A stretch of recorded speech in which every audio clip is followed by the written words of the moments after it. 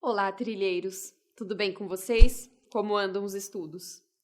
Nós já tivemos uma aula específica para falar sobre teoria geral dos recursos. E agora eu vim para falar com vocês um pouquinho sobre dois recursos que podem cair na sua prova. São o recurso extraordinário e o recurso especial.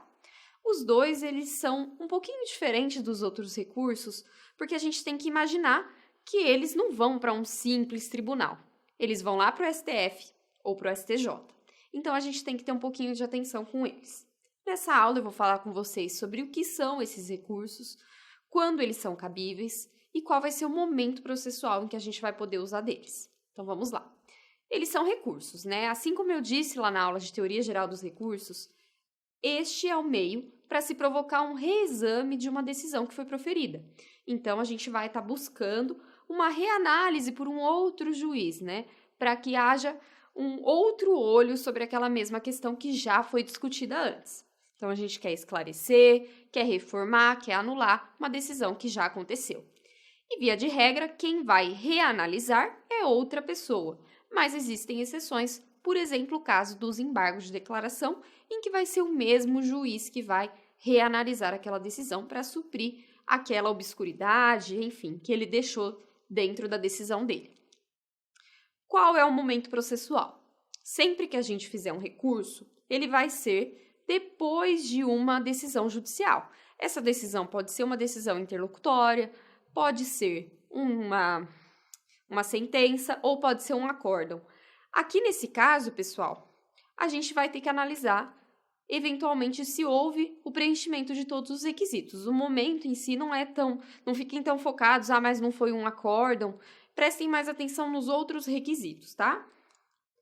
Quais, então, vão ser as dicas do examinador quando ele quiser que você faça um recurso extraordinário ou um recurso especial? Se for um recurso, ele vai estar falando, logicamente, de um ato judicial, né?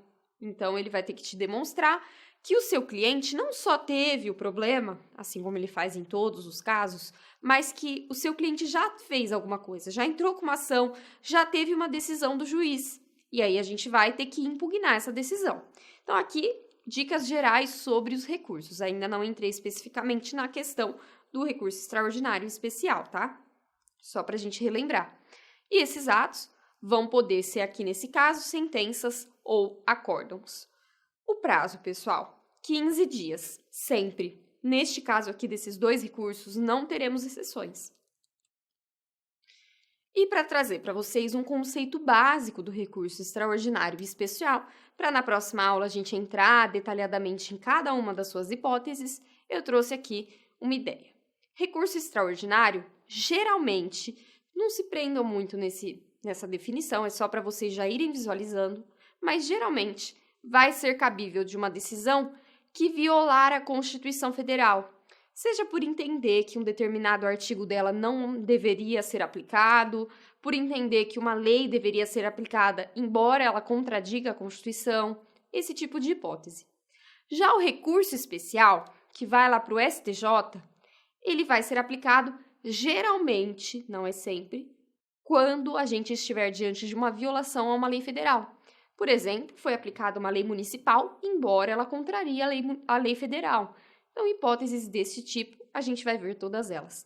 E os dois estão previstos no artigo 1029 a 1035 do Código de Processo Civil, mas você também tem que ter em mente as previsões constitucionais. Artigo 102, inciso 3 da Constituição Federal e artigo 105, inciso 3 da Constituição Federal, que fala do recurso especial. Na próxima aula, vou trazer melhor as hipóteses. Aguardo vocês!